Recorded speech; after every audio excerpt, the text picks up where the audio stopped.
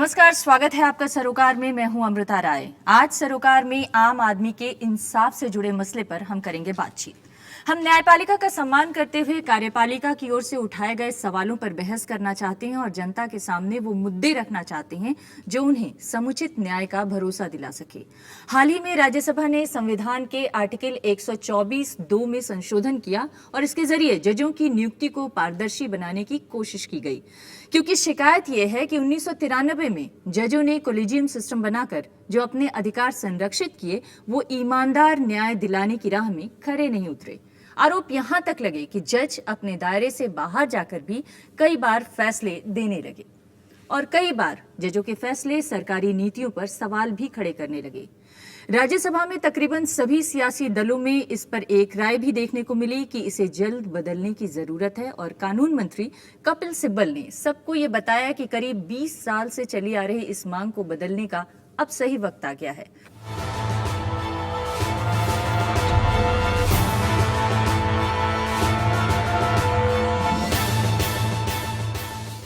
और आज इस मसले पर चर्चा करने के लिए हमारे साथ जो मेहमान हैं उनसे आपका परिचय करवाते हैं। हमारे साथ हैं जस्टिस आर.एस. सोढ़ी साहब, जो कि पूर्व न्यायाधीश हैं दिल्ली हाई कोर्ट के। बहुत बहुत स्वागत है सोढ़ी साहब आपका। और हमारे साथ हैं मुकुल रोहतगी, जो कि वरिष्ठ अधिवक्ता हैं सुप्रीम कोर्ट में, जो हमारे साथ ओबी पर जुड़ रहे हैं। मुकुल रोहतगी, आपका भी स्वागत है। आप एडिशनल सॉलिसिटर जनरल भी रह चुके हैं वाजपेयी गवर्नमेंट में। हमारे साथ इसके अलावा विजय बहादुर सिंह हैं, जो कि सांसद हैं लोकसभा में। विजय जी, आपका भी बहुत स्वागत है। आप 35 साल का आपका अनुभव है, सीनियर एडवोकेट रहे हैं इलाहाबाद हाई कोर्ट में। इसके अलावा हमारे साथ हैं पीबी सिंह साहब, जो कि ज्वाइंट सेक्रेटरी हैं विधि और न्याय मंत्रालय में, और आपका कानून को पढ़ाने का भी लंबा अनुभव रहा है। इसके अलावा हमारे साथ एक सीनियर जर्नलिस्ट हैं सत्यप्रकाश, जो कि हिंदुस्तान टाइम्स में लीगल एडिटर हैं। आप सभी मेहमानों का बहुत बहुत स्वागत है हमारे इस कार्यक्रम में। सबसे पहले विजय बहादुर जी, मैं इस अपनी चर्चा की शुरुआत आपसे करना चाहूंगी, क्योंकि अभी हाल में सांसदों की तरफ से ही, एक तरह से कहें आपकी कम्युनिटी की तरफ से ये सवाल उठाया गया कि जो सिस्टम अभी हमारे यहाँ है न्याय व्यवस्था का, वो उतना दुरुस्त नहीं है और उसमें पारदर्शिता की कमी है। क्या कॉलेजियम सिस्टम वाकई ठीक से काम नहीं कर रहा था, और क्या जो जुडिशियल अपॉइंटमेंट कमीशन बनाने की कोशिश की जा रही है, इससे जो पारदर्शिता है उसको सुनिश्चित किया जा सकेगा? जी हाँ, देखिए, पहले इसको ये समझिए कि जुडिशियल रिफॉर्म की जो जरूरत पड़ी तो जनता को तो असंतोष था ही, लेकिन जब चीफ जस्टिस ऑफ इंडिया खुद कहने लगे, ऑनरेबल जजेस कहने लगे कि सिस्टम काम नहीं कर रहा है, तो बात सामने आ गई। और जुडिशियल रिफॉर्म की जो कदम पार्लियामेंट लेने जा रही है वो in the interest of justice है और देश के वही थे। जैसे गांव के आदमी जो ये लोग बैठे हैं, इनको उसकी इंटीग्रिटी की क्या कॉम्प्लिकेशन से मतलब नहीं है, लेकिन इनको ये मतलब जरूर है कि इनका फैसला हो, तुरंत न्याय मिले, और इस पार हो या उस पार हो। भारत में 3 करोड़ से ज्यादा केस पेंडिंग है आज जी। बहुत से आदमी, अगर 3 करोड़ पेंडिंग है तो 5 आदमी अगर एक है तो 15 करोड़ न्याय के लिए अंदर लड़ रहे हैं, और 3 करोड़ ऐसी आबादी है जो हिम्मत नहीं पड़ रही मुकदमा दाखिल करने के लिए। तो 30 करोड़ से, और अगर 3 करोड़ मुकदमों को सुलझाया जाए तो 25 साल के करीब लग जाएंगे इन मुकदमों को खत्म होने में। कैसा न्याय है जी। लेकिन कानून के लोगों से ही इसके बारे में अब आगे की बात करते हैं। आप जस्टिस सोढ़ी, आप हाईकोर्ट के जज रह चुके हैं दिल्ली में, और अगर हम कुछ उदाहरण लें अभी हाल के, जस्टिस काटजू और जस्टिस सुधा वर्मा ने कई बार ये कहा कि इलाहाबाद हाईकोर्ट को क्लीन अप करने की जरूरत है। सुधा मिश्रा। इसके अलावा कई सारे ऐसे सीजेआईज रहे हैं, चीफ जस्टिस ऑफ इंडिया, जिनके ऊपर एलिगेशंस लगे, चाहे वो वाई.के. सबरवाल के बारे में हो, चाहे वो पीएफ फंड के मामले में जो गाजियाबाद डिस्ट्रिक्ट कोर्ट के जजेस के बारे में हो, चाहे वो पंजाब हरियाणा हाई कोर्ट के पूर्व चीफ जस्टिस निर्मल यादव के बारे में हो, मद्रास हाई कोर्ट के पूर्व जज दिनाकरन के बारे में हो। ये वो आरोप हैं जो बार बार जनता के मन में ये सवाल खड़े करते हैं कि दरअसल जब इस तरह के आरोप न्याय दिलाने वालों के ऊपर लग रहे हैं तो न्याय पाना आसान होगा या ईमानदार होगा या नहीं होगा उसका न्याय। देखिए, जो सिस्टम्स हैं, सिस्टम्स तो कोई ना कोई सिस्टम तो होगा ही, सिस्टम तो के बगैर तो चल नहीं सकती कोई चीज़। लेकिन देखिए जो कोलिजियम सिस्टम था ये कोई बुरा सिस्टम नहीं था, ये अच्छा सिस्टम था इन द सेंस के पीयर्स आर द बेस्ट जजेस ऑफ द जुडिशरी। लेकिन कहीं ना कहीं ये एक्सपेरिमेंट ठीक नहीं हुआ, और कोई भी सिस्टम ऐसा नहीं है जो बिल्कुल एब्सोल्युटली ट्रबल फ्री हो। लेकिन अब कोशिश तो ये की जा रही है कि भी ये जो सिस्टम नया लागू लाओगे इसमें कम से कम प्रॉब्लम्स होनी चाहिए, लेकिन ये सिर्फ अपॉइंटमेंट्स तक ही सीमित है, आगे नहीं चल रहा है ये भी सिस्टम। और ये जो कह रहे हैं कि भी एरियाज बढ़ रहे हैं, ये हो रहा है, ये बिल नहीं, लेकिन अगर हम सिर्फ कोलिजियम सिस्टम की भी बात करें, आप 1999 से लेकर 2007 तक दिल्ली हाई कोर्ट के जज रहे हैं, शायद आपकी भी नियुक्ति उसी कोलिजियम सिस्टम से हुई होगी, और आप ये कह रहे हैं कि ये कोलिजियम सिस्टम दुरुस्त नहीं था, आप इसको स्वीकार कर रहे हैं? मैं कर रहा हूँ जी। मुकुल रोहतगी साहब, आप सुप्रीम कोर्ट में लॉयर हैं और तमाम केसेस लड़ते होंगे। सुप्रीम कोर्ट में या तमाम देश के जो अदालतें हैं उस पर बार बार ये आरोप लगते हैं कि अदालतों में नेपोटिज्म यानी भाई भतीजावाद भी बहुत ज्यादा है, लेकिन उस पर हम चर्चा आगे करेंगे। फिलहाल ये जो सवाल बार बार उठाए जा रहे हैं और जिसको लेकर सोडी साहब कह रहे हैं कि दरअसल जो कोलिजियम सिस्टम था वो उचित नहीं था और उसे बदलने की जरूरत थी। क्या आप भी मानते हैं कि कोलिजियम सिस्टम उचित नहीं था? देखिए, मेरी मानना कुछ और है। चाहे आप कोलिजियम सिस्टम लीजिए, चाहे आप ये नया सिस्टम लीजिए, प्रॉब्लम ये है कि जो नियुक्तियां होनी है हाई कोर्ट्स में और सुप्रीम कोर्ट में, वो तो एक वकीलों के पूल से होनी है। वो पूल में तो उतने ही लोग हैं, चाहे आप ये सिस्टम लगाओ चाहे वो सिस्टम लगाओ। सबसे जरूरी बात यह है कि आपको अच्छा टैलेंट अट्रैक्ट करना है, कोई भी सिस्टम हो। अच्छा टैलेंट अट्रैक्ट करना सबसे बड़ी बीमारी है। अच्छे वकील आज जज बनने को तैयार नहीं है क्योंकि इनकम में बहुत जबरदस्त फर्क है।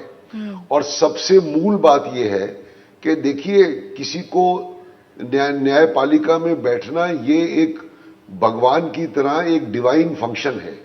इसको ब्यूरोक्रेसी से, तनख्वाह के लिए या पुलिस से या पॉलिटिशियन से इक्वेट करना या आईएएस से इक्वेट करना, ये बिल्कुल गलत है। अगर आप इस लेवल की तनख्वाह देंगे तो कोई अच्छा वकील अब धीरे धीरे बनना नहीं चाहते, क्योंकि ट्रांसफर होते हैं, ये होता है, वो होता है। जब तक आप अट्रैक्शन नहीं देंगे अच्छे लोगों को आने के लिए, अच्छे वकील जज नहीं बनेंगे। लेकिन मुकुल रोहतगी साहब, ये ठीक है कि वकीलों की कमी है और अच्छे वकील जज नहीं बनना चाहते हैं, ये आपकी बात दुरुस्त है।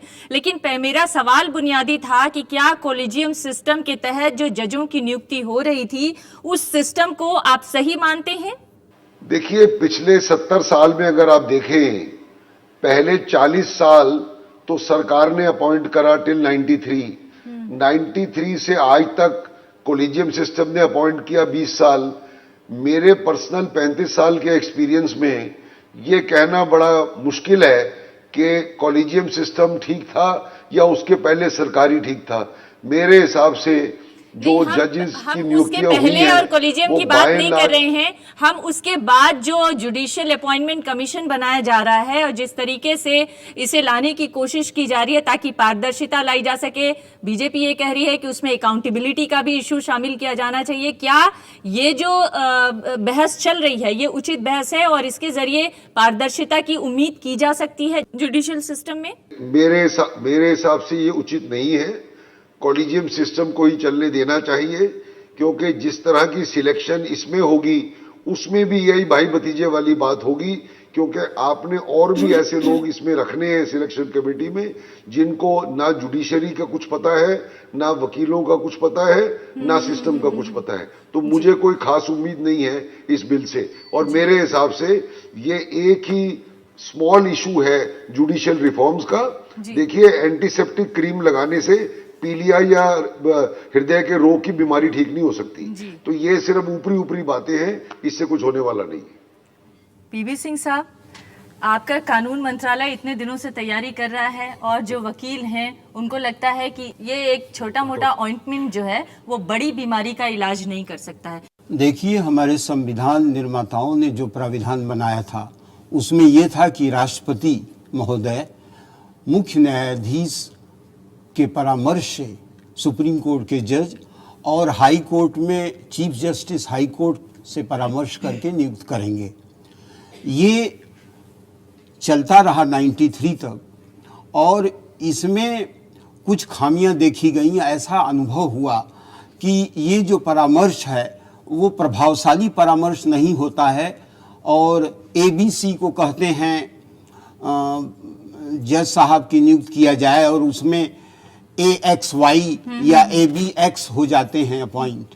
तो ये प्रभावशाली परामर्श तब होगा जबकि परामर्श का अर्थ सहमति माना जाए। नहीं, लेकिन सवाल यह है कि कार्यपालिका के दखल की जरूरत क्या है? क्या आपको लगता है कि इसमें वाकई कार्यपालिका के दखल की जरूरत है? सत्यप्रकाश, क्या कार्यपालिका को जजों की नियुक्ति में हस्तक्षेप करना चाहिए और क्या इससे इंसाफ की राह आसान हो सकेगी और ईमानदार इंसाफ की जो बात बार बार कही जा रही है वो हो सकेगा? देखिए, एक जाने माने न्यायविद है ग्रैनविले ऑस्टिन, उन्होंने एक बार कहा कि an independent judiciary depends upon who appoints what calibre of जजेस। एक स्वतंत्र न्यायपालिका इस बात पर निर्भर करती है कि कौन अपॉइंट कर रहा है और किस तरह के जजेस अपॉइंट कर रहा है। ये जो 1993 में ये जो व्यवस्था है कॉलेजियम सिस्टम, ये आखिर आई क्यों?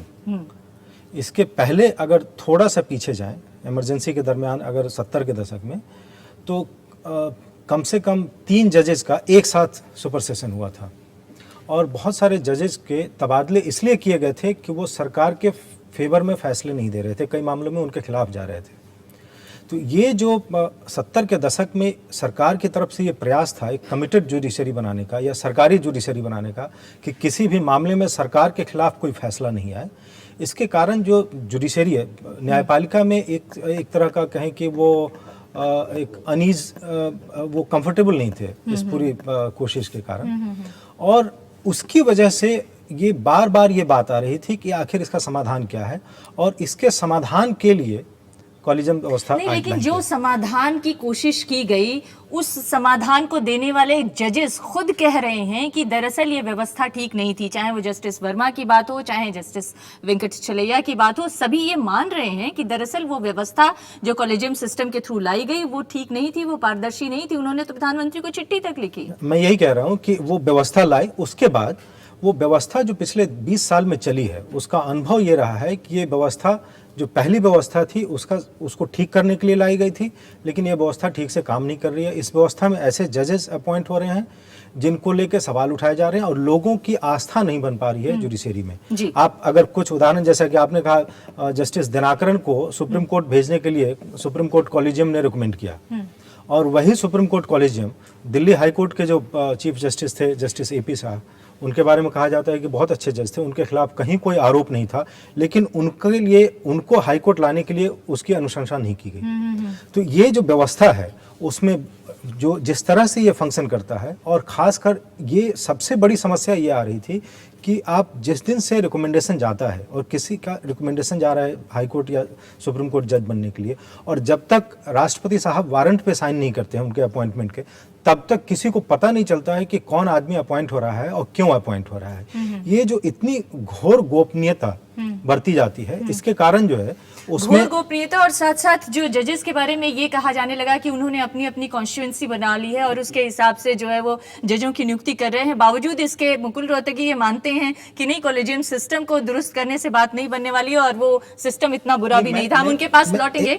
एक चीज और कहना चाहूंगा कि ऐसी स्थिति में यथास्थितिवादी होना, ये कहना कि ये व्यवस्था ठीक है और एंटीसेप्टिक क्रीम लगाने से दिल की बीमारी ठीक नहीं हो सकती, मेरे ख्याल से इस तरह की टिप्पणी उचित नहीं है, क्योंकि एक जिम्मेदार नागरिक होने के नाते और हम सबका स्टेक है इस व्यवस्था में, हम सबको मिलकर ये कोशिश करनी चाहिए कि ये व्यवस्था ठीक हो और सरकार की ओर से और जो विधायिका की ओर से जो प्रयास हो रहे हैं, अगर उसमें कोई कमी है तो इस बहस के माध्यम से हम ये संदेश भेज सकते हैं कि वो कमियां दूर की कैसे किया जा सकता है। इस पर बहस जारी रखेंगे, एक ब्रेक के लिए रुकते हैं, ब्रेक के बाद लौटेंगे तो ये बहस जारी रखेंगे।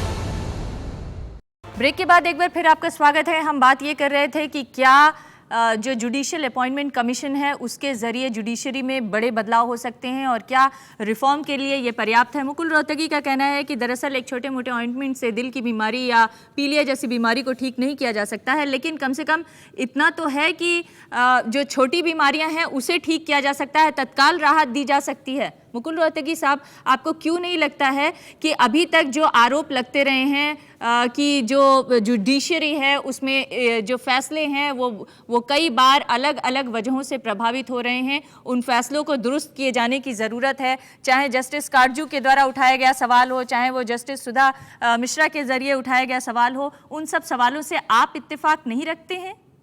देखिए, मैंने आपको पहले भी कहा कि हायर जुडिशरी में ज़्यादातर 2/3 अपॉइंटमेंट वकीलों से होती है, तो वकीलों का पूल तो हर हाई कोर्ट में वही है ना, वो तो बदलने वाला नहीं है, चाहे आप जो मर्जी सिस्टम लगाइए। तो सबसे पहली बात यह है, ना पहले सिस्टम में ना अब मुझे उम्मीद है कि भाई अगर आप किसी वकील को अपॉइंट करेंगे तो पब्लिक के सामने सबसे पहले ये रखिए कि भाई उस वकील का तजुर्बा कितना है। कम से कम 25 साल के वकालत के बाद वकील बनते हैं हाई कोर्ट के जज, उसका जिंदगी का तजुर्बा कितना है, उसने कितने मुकदमे करे, 10 करे, 200 करे, 2500 करे। जब तक उसका तजुर्बा नहीं होगा, उसकी आमदनी कितनी है वो एक मुद्दा है, वो देखा जाता है, बट आमदनी से ही पता नहीं चलता। जब अगर उसका तजुर्बा है या नहीं है, ये आंकड़े देखे जाएं, ये आंकड़े पब्लिक के सामने रखे जाएं, और जब तक वकील एक्सपीरियंस नहीं होगा तो वो अच्छी तरह से जज कैसे बनेगा, वो कैसे जस्टिस विजय बहादुर सिंह जी आपके इस तर्क से सहमत नहीं है, इसलिए एक बार उनकी राय ले लेते हैं, इसके बाद आपके पास लौटेंगे। जी देखिए रोहतगी साहब कुछ बात सही कह रहे हैं, लेकिन एक मूलभूत सवाल ये है कि जजेस का सबसे बड़ा आभूषण उसकी ईमानदारी है, ना कि उसकी इनकम और कितना बड़ा वकील होकर जज हो रहा है। हमने इलाहाबाद हाई कोर्ट में और हाई कोर्टों में, so far Delhi high court concern, supreme court गए, यहाँ चमक दमक मेटलिज्म का प्रभाव बहुत ज़्यादा है। जो सीधे साधे जज हुए, धोती कपड़ा पहनने वाले, वो आउटस्टैंडिंग जजेस हुए हैं, ये हमारी इतिहास बता रही है।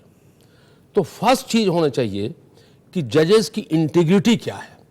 अगर इंटीग्रिटी 100% है तो इंडिपेंडेंस भी 100% होगी और उनका 120 करोड़ जनता से लगाव भी। लेकिन उसी इंटीग्रिटी के बारे में तो वो सवाल उठा रहे हैं कि कहां से ले आएंगे, अगर हमारे पास अच्छा प्रोडक्ट ही नहीं होगा तो हम अच्छा माल कहां से तैयार करेंगे। मैं इस पे इत्तेफाक करता हूं कि ये जरूरी नहीं है कि जो बहुत सफल वकील है या बहुत पैसा कमा रहा है वही जज बनेगा, ऐसी बात नहीं है। कई ऐसे जजेस बने हैं, जैसे जस्टिस वर्मा जब जज साहब बने, CJI, अब बेचारे स्वर्गीय हैं, बहुत टॉप लॉयर नहीं थे, लेकिन सुप्रीम कोर्ट की जुडिशरी में एक इतिहास बना के चले गए। तो वो एक अलग ही ब्लड है, अलग ही कैडर है। ये इंटीग्रिटी अच्छी हो, पारदर्शिता अच्छी हो और देश से लगाव हो, तो कानून में कोई ये एटॉमिक एनर्जी नहीं खोज रहे हो। जस्टिस सोढ़ी, क्या जस्टिस वर्मा जैसे अब लोग नहीं हैं हमारी जुडिशरी में जो इस तरह के ईमानदार छवि प्रस्तुत कर सकें, पारदर्शिता की मिसाल कायम कर सकें? बिल्कुल हैं, मेजॉरिटी तो वही है। ये तो सिर्फ माइनॉरिटी की बात कर रहे हो आप, एबरेशंस की बात कर रहे हो, तो कभी जुडिशरी में ये बदलाव चाहिए, ये चाहिए। Majorities they are all gentleman, और जब तक ये the biggest quality of a जज is that he must be a gentleman. किसने कहा कि he has to be brilliant? Who wants, what is this brilliance?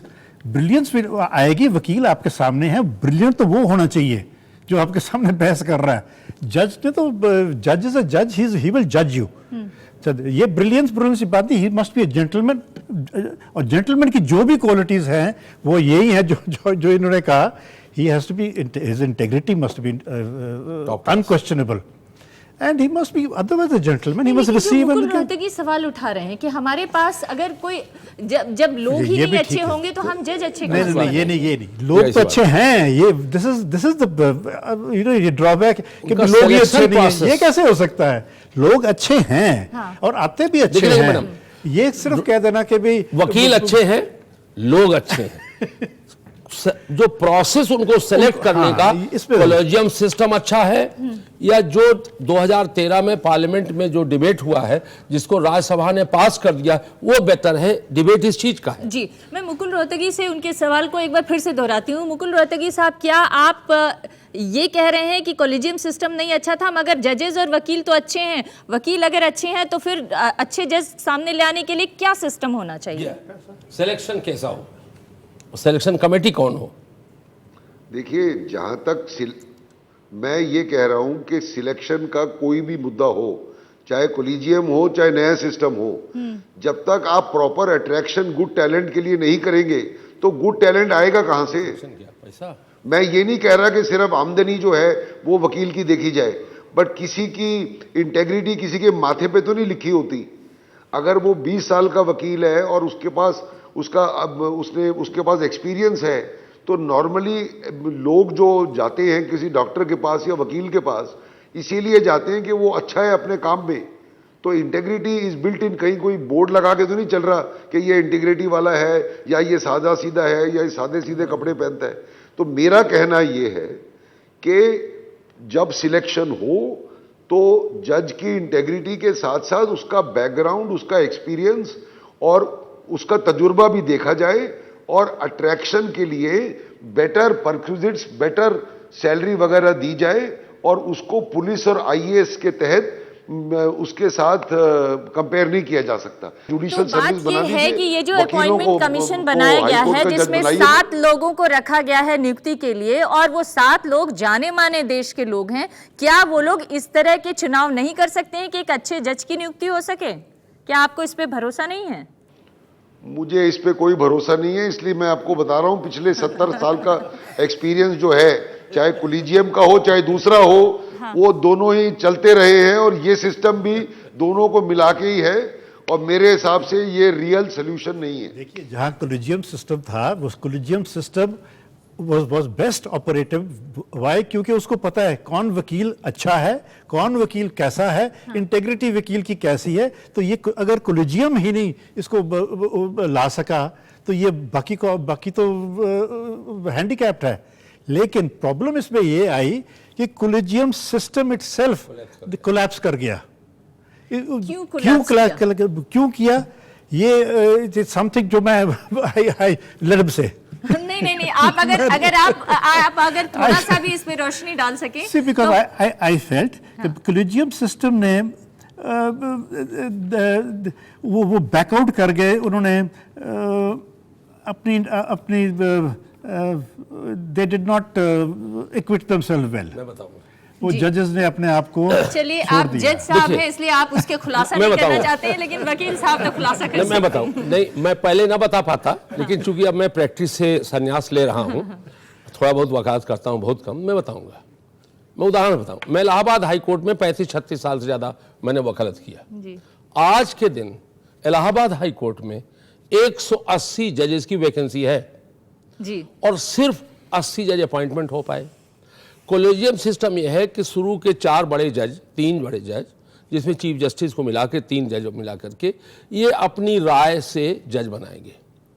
अब जैसे 3 जज हुए तो एक जज के 3 कैंडिडेट हैं, दूसरे जज के दूसरे 3, उनकी एकता नहीं हो पाती। इलाहाबाद हाई कोर्ट में 2 साल तक कॉलेजियम में ही एकता नहीं हो पाई। नतीजा हुआ कि जहां 160 हाई कोर्ट जज होने चाहिए, आज 80 जज। और मतलब नहीं, मैं बताऊं, हाँ। यही बीमारी इलाहाबाद में नहीं है। ये बीमारी एपिडेमिक रूप में कलकत्ता में भी है, दिल्ली हाई कोर्ट में भी है।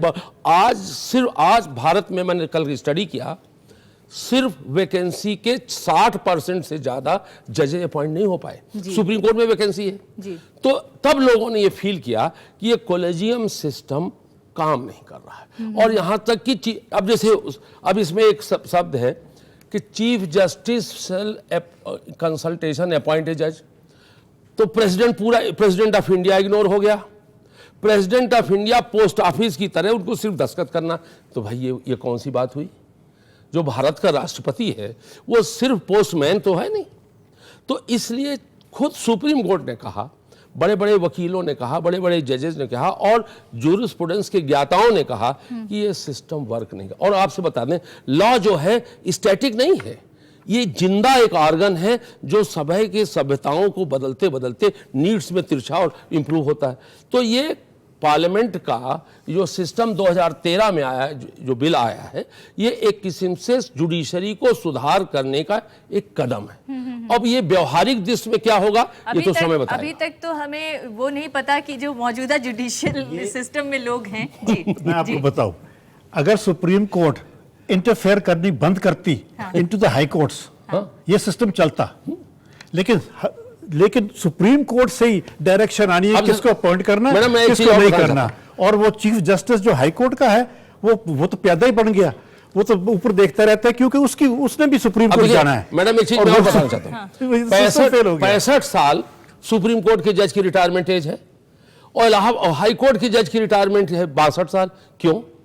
तो अगर 65 साल सुप्रीम कोर्ट के जज 65 साल, तो 62 साल अगर हाई कोर्ट के कहे हैं, तो क्या हाई कोर्ट ज्यादा फिजिकल लेबर इन्वॉल्व है क्या? दोनों की एक एज कर दो तो सुप्रीम कोर्ट की मारामारी खत्म हो जाए। मारामारी खत्म। क्यों ऐसा? अब जबरदस्ती अगर आप इस तरह से डिफरेंशिएट करेंगे तो फ्रस्ट्रेशन होता है। सत्यप्रकाश, ये जो जजों और वकीलों के बीच में जो बहस देखने को मिल रही है, उससे ये एक बात तो समझ में आ रही है कि अगर इतनी खींचतान आपस में ही है, तो जो आम आदमी न्याय के लिए, इंसाफ के लिए वहां जाता है, उसे कहाँ से इंसाफ मिल पाएगा और कैसे उसे जो तेज इंसाफ मिलेगा? उसे तो इंसाफ मिलता है, जल्दी और तेज इंसाफ मिलने की जो बात कही जाती है, वो कैसे सुनिश्चित होगी? व्यवस्था कोई भी हो, इस बात पर निर्भर करेगा कि कौन उस व्यवस्था को चला रहा है और उस व्यवस्था को चलाने वाले लोग कितने ईमानदार हैं और किस तरह की कोशिश वो कर रहे हैं। मैं 2-3 चीज़ें कहना चाहूँगा। एक, रोहतगी साहब ने कहा कि बहुत अच्छे वकील जज नहीं बनना चाहते हैं। अच्छे वकील का मतलब बहुत सफल और बहुत पैसा कमाने वाले वकील से नहीं है, और ऐसे वकील आज भी हैं। और दिल्ली हाई कोर्ट का मैं कह सकता हूं और सुप्रीम कोर्ट का कह सकता हूं, जिनसे मैं रोज़ इंटरेक्ट करता हूं, और जस्टिस सोढ़िया यहाँ पे ये बता सकते हैं, ऐसे वकील हैं, आज भी ऐसे वकील हैं जिनको जज बनाया जाए तो वो बेहतर जज साबित होंगे। लेकिन ये जो आपका अभी जो कॉलेजियम सिस्टम है, जिसके बारे में अभी उनको रास्ता नहीं देता। नहीं, कॉलेजियम सिस्टम आप ये इस तरह का गिव एंड टेक है जिसमें अब आप कई लेवल पे गिव एंड टेक है। जैसे कि आप जो चीफ जस्टिस है हाई कोर्ट का, जैसा कि सोढ़ी साहब ने कहा, उसको सुप्रीम कोर्ट जाना है, वो उसी आदमी को रिकमेंड करेगा जिसको सुप्रीम कोर्ट के कॉलेजियम के लोग कहेंगे। अब इसमें जो सही कैंडिडेट है हाई कोर्ट से, उसकी अनुशंसा नहीं हो पाती है और उसके बजाय कोई और आदमी जाता है जो शायद, समझाइए, हम नहीं समझ पाए गिव एंड टेक का मतलब क्या है? गिव एंड टेक उसमें जैसे आप कई लेवल पे है। एक, जैसे कि आप जो high court, give and take क्या कॉलेजियम के जजेस में है? Within collegium. High court में जो 3 कॉलेजियम के लोग, इनका ये कैंडिडेट है, इनका ये कैंडिडेट है, इस तरह की बातें आती है। फिर सुप्रीम कोर्ट से कोई बता रहा है, उसके बाद जो गवर्नमेंट में जो चीज़ें जब रिकमेंड होके जाती हैं, कई बार गवर्नमेंट वापस कर देता है। ये क्या कि इसमें आईबी की रिपोर्ट ठीक नहीं है। वो आईबी की रिपोर्ट क्या होगी? अगर गवर्नमेंट को किसी को अपॉइंट कराना है, वैसे तो सिस्टम से दे आर आउट, लेकिन अगर गवर्नमेंट किसी को अपॉइंट कराना चाहती है तो फिर वो किसी न किसी तरह कोई आईबी की रिपोर्ट आ जाएगी जिसमें कि किसी के खिलाफ कोई एक बात आ जाएगी कि इनके खिलाफ इस तरह का आरोप है। लेकिन अभी तो सवाल ये है कि गवर्नमेंट का कोई इंटरफेरेंस ही नहीं है। गवर्नमेंट तो इसीलिए परेशान। मैं आपको बता रहा हूँ, वैसे गवर्नमेंट की इंटरफेरेंस नहीं है, लेकिन आईबी रिपोर्ट के नाम पे गवर्नमेंट, वो एकमात्र हथियार है गवर्नमेंट के पास में। अभी जो सिस्टम है, इसमें जो संविधान संशोधन विधेयक है और जुडिशियल अपॉइंटमेंट्स कमीशन के लिए जो बिल है, जो कि अभी स्टैंडिंग कमेटी को रेफर किया गया है, इसमें कहीं भी कोई ऐसी व्यवस्था नहीं है। ऐसा आप विधेयक को पढ़ें तो आपको ऐसा पता नहीं चलेगा कि उसमें कहीं पे भी खुलापन है। मेरा कहना है कि आप कोई भी व्यवस्था बनाइए, अगर होनी चाहिए, उसमें पारदर्शिता होनी चाहिए। मतलब जो कॉलेजियम में गोपनीयता थी, वैसा ही एक गोपनीयता भरा जो ये अपॉइंटमेंट कमीशन बनाया अभी जाता तक इसमें नहीं हो सकता है। मेमोरेंडम ऑफ जो ये बनता है उसमें पता चले कि क्या हो, लेकिन अब तक ऐसा नहीं है। दूसरा ये है कि ये जो कमीशन होगा, ये सारे लोग इसमें पार्ट टाइम लोग हैं। It's not a full time commission. जो कि अब अगर जो जजेज हैं, वो कॉन्स्टिट्यूशन ऑफ कमीशन के बारे में बात कर रहे हैं। मैं जो कंपोजिशन ऑफ कमीशन की बात कर रहा हूं। साफ आप अगर ये जो कमीशन जो बनेगा, अगर ये फुल टाइम कमीशन हो तो ये फुल टाइम काम कर सकता है। ये जजेस का अपॉइंटमेंट इस तरह का काम नहीं। एक ब्रेक के लिए रुकूंगी और ब्रेक के बाद जब लौटूंगी तो इस पर बात करूंगी कि असल में ये जो कमीशन बनाए जाने की बात की जा रही है, ये कमीशन क्या एक दुरुस्त व्यवस्था कायम कर सकेगी या फिर इसमें भी कमियां हैं। और अभी तो ये बिल स्टैंडिंग कमेटी में गया है, हो सकता है कि इसमें जो कमियां हैं उसे दुरुस्त करने की कोशिश की जाए। लेकिन मुकुल रोहतगी से मैं ये जरूर जानना चाहूंगी कि आखिर ये आउटराइटली क्यों रिजेक्ट कर रहे हैं इस तरह की चीजों को, और उनके पास कोई वैकल्पिक सुझाव है मैं या ये नहीं? कह रहा हूँ वो ये मान रहे हैं कि व्यवस्था में कमी है, हाँ। इसके बावजूद कह रहे हैं कि ये व्यवस्था चलने देना चाहिए। मुझे इस पे आपत्ति जी। है। अगर कमी है तो इसको चाहता सुधारा हूं। जाना चाहिए, इसके जरूर लिए प्रयास जरूर होने मैं चाहिए। मुकुल कहना रोहतगी चाहता हूं आपके पास लौटूंगी, एक ब्रेक के लिए रुकती हूँ और ब्रेक के बाद लौटूंगी तो फिर इसी आप क्या सवाल पे कीजिए? आएंगे आपके पास।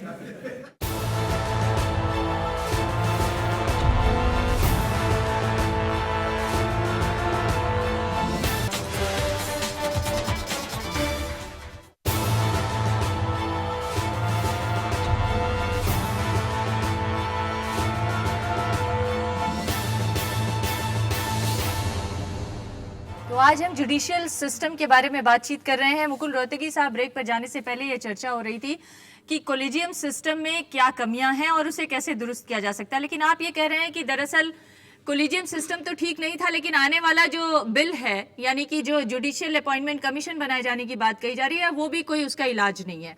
अब अगर ये दोनों ही सिस्टम ठीक नहीं है तो तीसरा विकल्प आपके पास क्या है? कैसे इसे ठीक किया जा सकता है? कैसे लोगों को जल्दी से जल्दी न्याय का भरोसा दिलाया जा सकता है, ईमानदार न्याय का भरोसा दिलाया जा सकता है? ये ऐसा है, सिस्टम की बात तो बहुत हो चुकी, लेकिन असली जुडिशियल रिफॉर्म जो है उसमें कई एंगल हैं जज की नियुक्ति के अलावा। सबसे बड़ा एंगल ये है कि 3 करोड़ मुकदमों को कैसे खत्म किया जाए। उसके लिए हमें एक लीगल ऑडिट करना होगा कि पिछले 50 सालों में क्या क्या ऐसे रोड ब्लॉक आए जिसकी वजह से मुकदमे लंबे चलते हैं। सबसे पहला, हजारों पुराने ऑब्सोलीट कानून हैं जो अभी तक रहे हैं 1800 वाले, उनको हटाना है।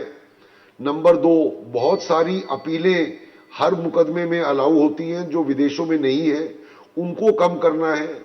हर अंतरिम स्टेज पे बीच बीच में अख्तियार है कि लोअर कोर्ट से हाई कोर्ट, सुप्रीम कोर्ट मुकदमा लेके चला जाए और स्टे हो जाए और 5 साल 10 साल मामला रुक जाए। ये हमें स्टेजेस हटानी है। हमें ओरल आर्ग्यूमेंट्स पे लिमिट लगानी है। यूएस सुप्रीम कोर्ट में आधे घंटे की लिमिट है, बड़े से बड़े मुकदमा आधा घंटा हर साइड को मिलता है, और यहां पर दिन हफ्ते हफ्ते बहस चलती जाती है।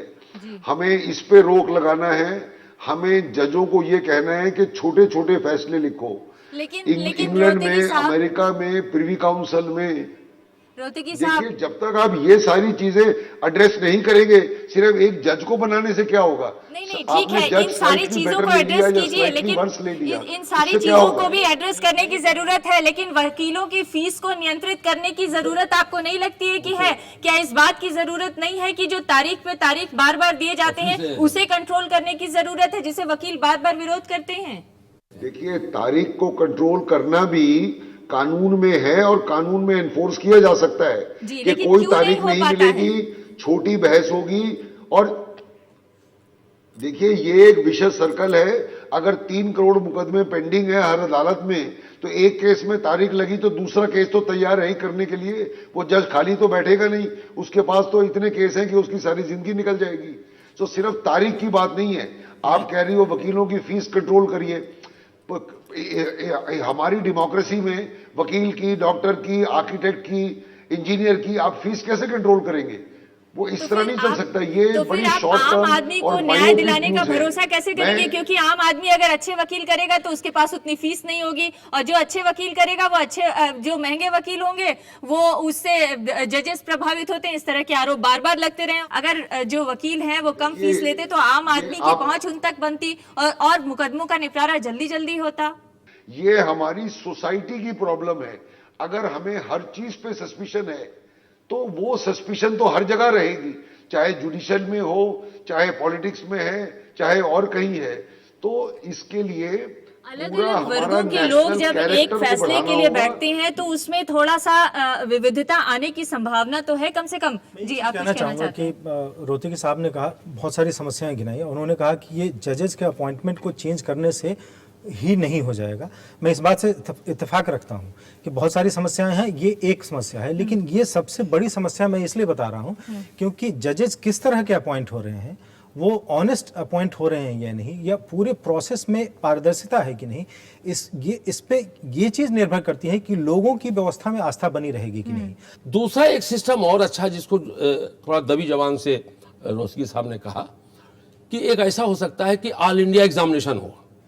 नेशनल जुडिशल जो एक जैसे आईएएस की तरह नेशनल जुडिशियल सर्विसेज कर दिया जाए उसको। देखिए आईएएस का सिलेक्शन में कोई ये नहीं कहता कि ये आदमी बुद्धिमान नहीं था, ये होशियार नहीं था और ये गलत सिलेक्ट हुआ। नहीं, लेकिन सवाल ये है कि बार काउंसिल इसको परमिशन देगी कि नहीं, नहीं बार देगी, काउंसिल जब इसको संविधान accept करेगी कि नहीं करेगी? Bar council is not a मतलब कॉन्स्टिट्यूशन के ऊपर नहीं है। हाँ। और जब 120 करोड़ जनता की आवाज आती है तो मैडम उससे फिर न्याय निकलता है। जी, आप क्योंकि न्यायाधीश रहे हैं, दरअसल न्याय व्यवस्था हमारी सोसाइटी का एक सेफ्टी वॉल्व भी होती है। लोगों का जो डिस्कंटेंट है, यानी व्यवस्था में जो एक तरह से अविश्वास है, या लोगों का जो लगता है कि कहीं से एक्सप्लॉयटेशन हो रहा है, वो सारी चीजें न्याय व्यवस्था में जाके सॉल्व होती हैं। वहां पर जाके उनको अपने हर तरह के जो डिस्कंटेंट हैं उसका एक तरह से सोल्यूशन मिलता है। लेकिन जब न्याय व्यवस्था इस तरह के आरोपों में घिरी रहेगी, तो जो सवाल सत्यप्रकाश उठा रहे थे कि सबसे बड़ा सवाल ये है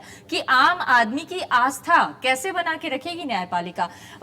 जितने अभी तक सुझाव आ रहे हैं वो सब दुरुस्त सुझाव हैं, लेकिन मुख्य बात यह है कि न्यायाधीश कितना ईमानदार हो और उसके लिए फिलहाल क्या किए जाने की जरूरत है। देखिए जी, ये जो ईमानदारी की बात आप कर रहे हो, मैंने पहले भी कहा 99% ईमानदार ही हैं। It's just that 1% which is causing problems. लेकिन ये भी लेकिन 1% के लोगों से अगर इतनी बड़ी समस्या हो हाँ रही है, क्यों हो रही है? बिकॉज एबरेशन है, और इतनी वास्ट एबरेशन है कि यहाँ तो जीरो टॉलरेंस है जुडिशरी में। ये तो 1% अब्सॉर्ब भी नहीं कर सकती। इसलिए ये प्रॉब्लम है।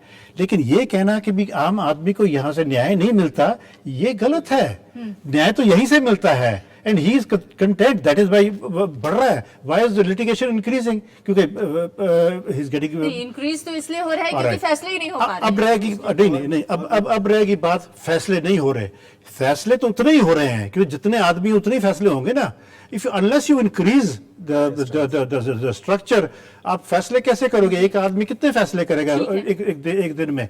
आप जैसे इन्होंने कहा कि 120 या 180 वैकेंसीज हैं, 20 आपने भरी, 160 भरे तो आधी भरी। अगर फुल स्ट्रेंथ ही नहीं है आपके पास आज, और फुल स्ट्रेंथ भी जो है वो भी बहुत कम है, यू हैव टू डबल और triple this many times over, तभी जाके आपको ये जस्टिस सिस्टम जो आप कह रहे हो स्पीडी जस्टिस स्पीडी नहीं हो सकती जब तक मैन पावर नहीं है आपके पास। इसमें अमृता, हमारा उद्देश्य ये है कि very best should be appointed as a जज ऑफ द सुप्रीम कोर्ट और हाई कोर्ट। तो वेरी बेस्ट का जो सिलेक्शन होगा उसमें कॉलेजियम सिस्टम की जो बात है उसमें कमी कहाँ है? तो उसकी खामी यही हो सकती है लाइकिंग डिसलाइकिंग की। वेरी बेस्ट क्यों नहीं चुने जा पा रहे हैं? क्योंकि कहीं कोई लाइकिंग डिसलाइकिंग काम कर रही है, कोई किसी तरह का लॉबिंग या कुछ। ये बात एलिमिनेट कैसे हो? अगर एलिमिनेट ना हो सके तो रिड्यूस कैसे हो? तो इसको रिड्यूस करने के लिए ये जो सोचा जा रहा है आज का प्रश्न, कि अगर सिर्फ न्यायाधीशों की समिति को ही पूरा का पूरा से है और उसमें लाइकिंग डिसलाइकिंग हमको कम करनी है और वेरी बेस्ट को सेलेक्ट करना है, तो ये इनके साथ में और लोगों को बिठाया जाए। तो और कहां एग्जीक्यूटिव साइड से जो आज इस बिल में आया है कि प्राइम मिनिस्टर 2 इमिनेंट लोग हों, जी, तो 2 इमिनेंट लोग को कहां से चुने जाएंगे? 3 साल के लिए प्रधानमंत्री और मुख्य न्यायाधीश, लॉ मिनिस्टर, मुख्य न्यायाधीश और कानून मंत्री, नेता विपक्ष, ये 3 लोग जो है वो 2 लोगों को इसमें कॉलेजियम में एक कॉलेजियम डायल्यूट किया गया। एक जगह है, लेकिन एक और सवाल जो मुकुल रोहतगी ने उठाया उसको भी आप जरा एड्रेस करिए, क्योंकि आप सरकारी सिस्टम के हिस्सा हैं जहां पर लॉस बनाए जाते होंगे। इसलिए मैं ये जानना चाहती हूँ, क्या ये बिल जो है वो केवल और केवल लाइक डिसलाइक्स के आधार पर बनाए गए हैं? उन सवालों को एड्रेस नहीं किया गया जो मुकुल रोहतगी उठा रहे हैं कि हमारे पास काबिल लोग हैं कि नहीं है, हमारे पास जो व्यवस्था है उसमें पर्याप्त लोग हैं कि नहीं है, इन सब चीजों को ध्यान में रखा गया है। ये कोई कंप्यूटर टेक्नोलॉजी नहीं कि जिसको आउटसोर्सिंग करें आप। हाँ। देखिए ये इस पर दो राय नहीं है। और सोधी साहब तो इतने फेमस जज रह चुके हैं, इन्होंने नरसिम्हा राव का मुकदमा किया है, उनको छोड़ा है, और कई कई लोगों को इन्होंने जेल भेज दिया है। तो सोधी साहब के नाम से तो लोग, नेता लोग तो इनसे घबराते थे जब ये जज थे दिल्ली हाई कोर्ट में। अच्छा, लेकिन पत्रकार लोग बहुत खुश अच्छा, रहते हैं। लेकिन भाई जो स्ट्रांग, मेरा कहना दूसरा है, इसमें इस चीज की नहीं है। देखिए, पहले कॉन्स्टिट्यूशन में, भारत के संविधान या हमारी प्रजातंत्र तीन पिलर पे खड़ी है, judiciary, legislative and the executive करने वाले। तो जुडिशरी एक दूसरे को चेक एंड बैलेंस करना पड़ेगा।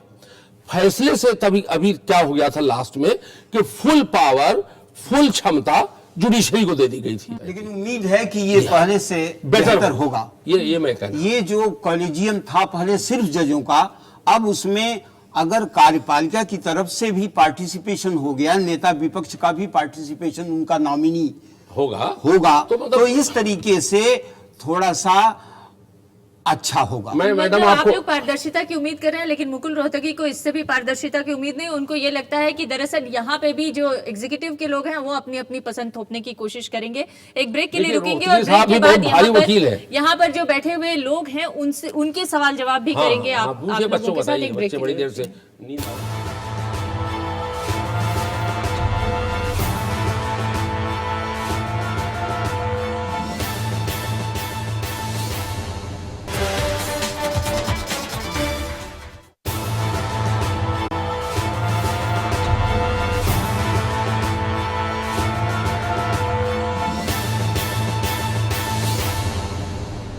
कई बार आरोप लगते रहे हैं कि जजों के फैसले उनके पोस्ट रिटायरमेंट बेनिफिट्स जो मिलते हैं उससे भी प्रभावित होते हैं, और इस तरह से भी न्याय व्यवस्था के ऊपर सवाल खड़े किए जाते रहे हैं।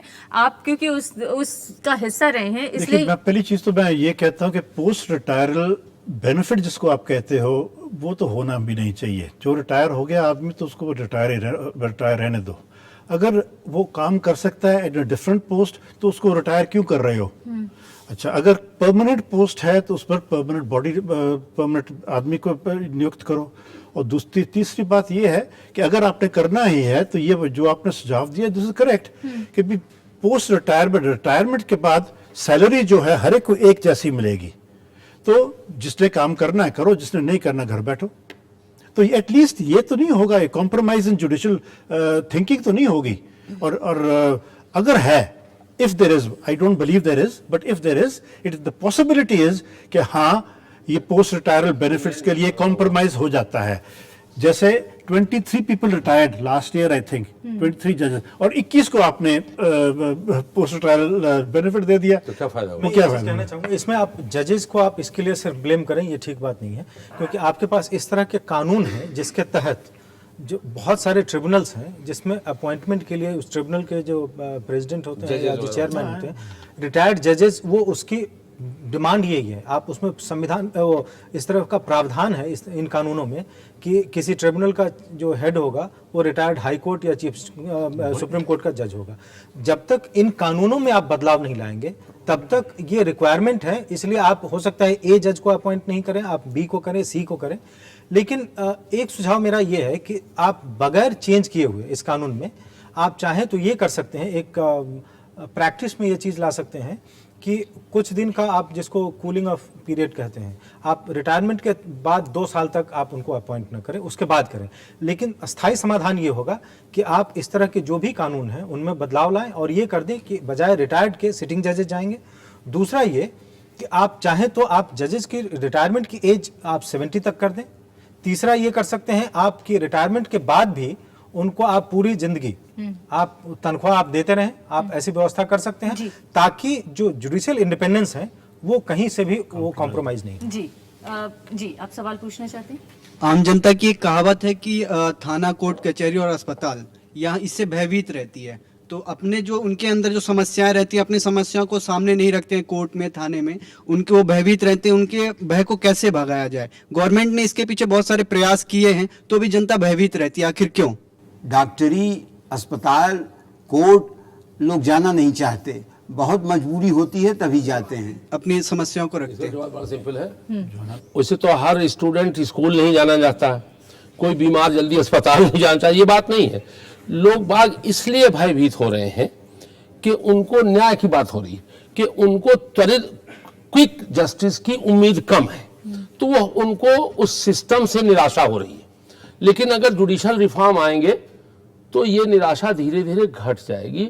और जो आप कह रहे हैं हैरेसमेंट, तारीख पे तारीख पढ़ना, सवेरे शाम तक बैठे रहना, ये धीरे धीरे ये न्यायपालिका, विधायिका और एक्सिक्यूटिव सब मिल करके जुडिशल, क्योंकि प्रजातंत्र में अगर जुडिशरी नहीं है तो फिर तो हिंदुस्तान खत्म हो जाएगा। जी, ये जरूर है कि लोग भय खाते हैं, लेकिन ये भी सच है कि न्याय के भरोसे के लिए वो जाते भी जुडिशरी के पास ही हैं। जी, जुडिशियल अपॉइंटमेंट कमीशन है, इस पे जो केंद्र और राज्य के लिए अलग अलग कमीशन बनना है। और दूसरा प्रश्न सर से आपसे है कि ये जो नीट एग्जाम पे अभी संवैधानिक पीठ ने दिया था 3 जजों की, ये अल्तमस कबीर साहब के नेतृत्व में, कि जो नीट एग्जाम है, नेशनल एंट्रेंस एलिजिबिलिटी टेस्ट, तो इस पे ये स्टूडेंट के लिए तो अच्छा था कि एक एग्जाम होता है, लेकिन इस पे इसने क्यों दिया? इसके पहले 7 जजों की जजपीठ ने वो दे दिया था कि इसको चलना चाहिए, लेकिन इसने रोक लगा दिया। जी, तो आपने 2 सवाल इन्होंने पूछे हैं। ये बताइए। एक तो सवाल इन्होंने पूछा कि जुडिशियल अपॉइंटमेंट कमीशन एक होगा केंद्र के लिए और दूसरा राज्य के लिए, ऐसी बात नहीं है। जुडिशियल अपॉइंटमेंट कमीशन होगा जो कि सुप्रीम कोर्ट के जजों और जितने हाई कोर्ट्स हैं सबके जजों की नियुक्ति करने के लिए एक ही, सिर्फ एक, ये जुडिशियल अपॉइंटमेंट कमीशन होगा। और दूसरा आपने जो कहा कि नेशनल एलिजिबिलिटी टेस्ट जो मेडिकल स्टूडेंट्स एडमिशन के लिए था, तो उसमें बदलाव के लिए सरकार सोच रही है और इसमें प्रस्ताव आएंगे अगर कुछ बदलाव लाने प्रकाश, आप चाहेंगे। कुछ कहना चाहते हैं? रिव्यू पिटिशन बेस में दायर हुआ, रिव्यू पिटीशन भी फाइल किया है सरकार ने, तो इसलिए फैसले का इंतजार कीजिए। अगर फैसला कोई आया है उसकी आप रीजनिंग देखिए। ये कह देना कि मुझे सूट नहीं करता इज नॉट नो क्राइटेरिया। उसकी रीजनिंग देखिए। अगर उसकी रीजनिंग में खामियां हैं तब यू कैन चैलेंज इट। असल में ये चैलेंज हो सकता है। नेशनल एलिजिबिलिटी टेस्ट था, तो आप लोग जानते हैं, जो लॉ के होंगे वो जानते हैं कि ये टेस्ट प्रिस्क्राइब करने का पावर अगर किसी बॉडी का अगर हमको नहीं है और हमने कर दिया तो वो गलत है, तो जुडिशरी इस आधार पर भी उसको गलत कर सकती है। हो सकता है कि ये अपने आप में बहुत नोबल और बहुत ही हाई ऑब्जेक्टिव रखने वाला ये हो। लेकिन मैं चाहती हूँ कि अगला सवाल मुकुल रोहतगी साहब से भी कोई पूछे। किसी के पास है उनसे सवाल? जी सर, आप कह रहे हैं कि जो वकील हैं उन्हें ज्यादा पैसा मिलता है वकीलगिरी करने पे, और उन्हें जज बनाना है अगर आपको तो ज्यादा पैसा देना पड़ेगा। तो क्या ईमानदारी का क्राइटेरिया अब पैसे पे डिपेंड करने लगा है? नहीं, मैंने बिल्कुल ये नहीं कहा। मैंने ये कहा कि आपको अच्छे वकील चुनने हैं जज बनने के लिए, जिन पे अच्छा तजुर्बा हो। जब तक जज को तजुर्बा नहीं होगा तो वो केसेस जल्दी फैसला कैसे करेगा? और तजुर्बे के लिए आपको अच्छे वकील ढूंढने हैं उस पूल में से। उसमें से एक क्राइटेरिया इनकम भी होता है, जो आज तक देखा गया है। ये मैं नहीं कह रहा हूं, कॉलेजियम ने भी देखी है और कॉलेजियम के पहले सरकार भी देखती है कि भाई बेसिक आमदनी कितनी है। लेकिन उससे ज्यादा मेरे हिसाब से जज का तजुर्बा देखा जाए, क्योंकि किसी की ईमानदारी किसी के माथे पे लिखी नहीं होती। तो अगर आप तजुर्बेकार बनाओगे लोग, तो उसमें इम्प्लिसिट बात यह है कि अगर पब्लिक का फेथ उस वकील में है और पब्लिक उस वकील के पास जाती है, पैसे हो या ना पैसे हो, तो उसके अंदर एक इनबिल्ट रिक्वायरमेंट है कि भाई वो उसकी ईमानदारी कुछ ठीक होगी। ये है, मैंने कहा। सर, निचली अदालतों का हाँ जजमेंट जो होता है उसमें सुप्रीम कोर्ट का दखल कितना जायज है? देखिए, जहां जो भी अदालत है वो अपना फैसला एविडेंस के आधार पर खुद देती है। ये जो सुप्रीम कोर्ट है, सुप्रीम कोर्ट के पास एक पावर है अंडर 136 और 32 में डायरेक्ट जा सकते हैं आप, क्योंकि आपका फंडामेंटल राइट होता है अगर वायलेट हुआ हो। 136 है टू डू, ये प्रिलिमिनरी पावर है to do justice against any order, उसके तहत जा सकते हैं सुप्रीम कोर्ट। लेकिन ये अपील, ये टाइप ऑफ एपेलेट है, लेकिन ये सुप्रीम कोर्ट दखल नहीं देती, ना ही हाई कोर्ट दखल देती है किसी लोअर कोर्ट पे के फैसले को। कोई किसी के फैसले को कोई दखल नहीं देता। इंडिपेंडेंट अपने अपने फैसले होते हैं, उसकी रीजनिंग चैलेंज होती है जब भी चैलेंज होती है, जज की इंटेग्रिटी नहीं चैलेंज होती। आप में से और कोई सवाल पूछना चाहता है? सर मेरा क्वेश्चन गवर्नमेंट से है कि जो कॉलेजियम प्रणाली है उसको समाप्त कर दिया जाए, तो जो नया रिफॉर्म लेके आ रहे हैं उसमें ऐसे क्या प्रावधान है जिससे पारदर्शिता लाई जा सकेगी? मेरा प्रश्न माननीय सांसद महोदय जी से है, सर जो नया सिस्टम आएगा क्या गारंटी कि वो सिस्टम सही तरीके से कार्य करेगा, या उससे ऐसा नहीं हो सकता कि क्या भाई भतीजावाद और ज्यादा बढ़ जाए? जी, एक और सवाल है हमारा सांसद महोदय से। सर आपने कहा कि आईजीसी के माध्यम से जो जज का चुनाव किया जाएगा उसमें योग्य जज आएंगे, लेकिन ईमानदार आएंगे, इसकी कितनी गारंटी होगी सर, और इसके लिए क्या उनका अनुभव देखना जरूरी होगा? पहले था कि सिर्फ जजेस ही सेलेक्ट करते थे, और जो जज ने नाम भेज दिया, हाई कोर्ट से नाम आया सुप्रीम कोर्ट ने, तो प्रेसिडेंट को मोहर लगानी पड़ती थी। प्रेसिडेंट का या पार्लियामेंट का कोई हाथ नहीं था। ये सिस्टम कॉलेजियम सिस्टम, मोटी मोटी बात सुने। अब जो सिस्टम आया है उसमें जजेस भी रहेंगे, chairman chief justice of India है, 2 इमिनेंट पर्सन्स भी रहेंगे, एग्जीक्यूटिव भी रहेगी, और ये दायरा बढ़ गया। अब वो जजेस का ही नहीं रहेगा अपॉइंटमेंट में कार्यपालिका, लेजिस्लेचर सबका सहयोग होकर के जज का सिलेक्शन होगा। तो उम्मीद ये की जाती है कि पहले सिलेक्शन से ये बेहतर सिलेक्शन होगा। चलिए, पहले सिलेक्शन से बेहतर सिलेक्शन होगा, इसी उम्मीद में हम ये इस डिस्कशन को भी कर रहे हैं। जी, आप एक चीज मैं कहना चाहूंगा कि ये अचानक में ये इस तरह का विधेयक आया है, और सीधे सीधे एक कॉन्स्टिट्यूशन अमेंडमेंट बिल तो राज्यसभा में पास भी हो गया है, और दूसरे बिल को जो जुडिशियल अपॉइंटमेंट कमीशन उसको स्टैंडिंग कमेटी को रेफर किया गया है। और हमने न्यायिक सुधार पर चर्चा की। असलियत यह है कि न्यायिक सुधार का मुद्दा किसी भी राजनीतिक दल के एजेंडे पे नहीं है। आप उनके अगर चुनाव घोषणा पत्र को देखें पिछले कई चुनावों में, तो किसी में 1 सेंटेंस या 2 सेंटेंस कहीं पे आपको चर्चा मिलेगी, और कहीं भी कोई एजेंडे पे नहीं था। अभी ये अचानक एजेंडे पे क्यों आया है, उसकी एक वजह ये है कि आप देखेंगे कि कई जो भ्रष्टाचार के मामले हैं उसमें जुडिशरी ने जिस तरह से क्वेश्चनिंग की है इनको, और बहुत एग्रेसिवली क्वेश्चन की है, कई एक आध मंत्री को तो इस्तीफा भी देना पड़ा है उसके। तो ऐसा कहा जा रहा है कि चूंकि एग्जीक्यूटिव बैकफुट पे है और जुडिशरी एग्रेसिव है, और जुडिशरी एक्टिव भी रही है, और कई मामलों में ओवररीच की बात भी कही गई है। इसके कारण जो पूरा पॉलिटिकल क्लास है वो यूनाइट हो रहा है। उनका कहना है कि जुडिशरी को इतनी ज़्यादा फ्रीडम नहीं दी जा सकती है। शायद एक वजह ये हो सकती है। मैं बहुत मेरी भी आशंका है, मैं बहुत आश्वस्ति के साथ नहीं कह रहा हूँ जी। लेकिन जाते जाते एक कमेंट मुकुल रोहतगी साहब आपसे जरूर करना चाहेंगे। हालांकि आप ये कह रहे हैं कि कॉलेजियम सिस्टम ठीक नहीं था, हालांकि आप ये कह रहे हैं कि ये जो मौजूदा सिस्टम लाने की कोशिश की जा रही है ये भी कोई परमानेंट क्योर नहीं हो सकता है, लेकिन सवाल यही है कि जुडिशियरी की तरफ से जो अभी तक के मामले सामने आए, जिसमें कई बार लगा कि वो एग्जीक्यूटिव के मामलों में दखल दे रही है, कभी कभी हाल के 1-2 फैसले को देखें तो ऐसा भी लगा कि जुडिशरी जो है वो आत्म सुधार की भी कोशिश कर रही है। इन तमाम पहलुओं को देखकर आपको क्या लगता है कि ओवरऑल जो जनता के हित में जुडिशरी के रिफॉर्म की बात की जानी चाहिए, उसमें कौन कौन से 5 पॉइंट्स हों जो सुधार के दिशा में आगे बढ़ते हुए दिखते हैं आपको? देखिए, मैंने पहले भी कहा, मैं 5 पॉइंट आपको गिना सकता हूँ। हाँ। सबसे पहला पॉइंट है अच्छे जज अपॉइंट हो, तो हम देखते हैं कि जुडिशियल कमीशन क्या करेगी, ये तो आगे ही पता चलेगा। Number 2, proper appointments proper time पे किए जाएं, सीटें खाली न रखी जाए। हाँ। नंबर 3, अच्छे तजुर्बे वाले जज लिए जाएं जो जल्दी फैसला करें। नंबर 4, पुराने कानून और बहुत सारी अपीलें खत्म करी जाएं। लॉ कमीशन को सारे कानून देख के ये अपीलें खत्म करनी चाहिए। 5वां, ओरल आर्ग्यूमेंट्स पे लिमिट होनी चाहिए। 6ठा, जज जो फैसले देते हैं उसमें भी कई बहुत लंबे फैसले होते हैं, 400-400, 500-500 पेज के, उनको कम किया जाए और 5-5, 6-6 पेजेस के फैसले किए जाएं। हर केस में जरूरी नहीं है कि आपने 500 पेज की पोथी लिखनी है। उसके अलावा जजों को भी कोर्ट में अच्छी तरह तैयारी करके आना चाहिए।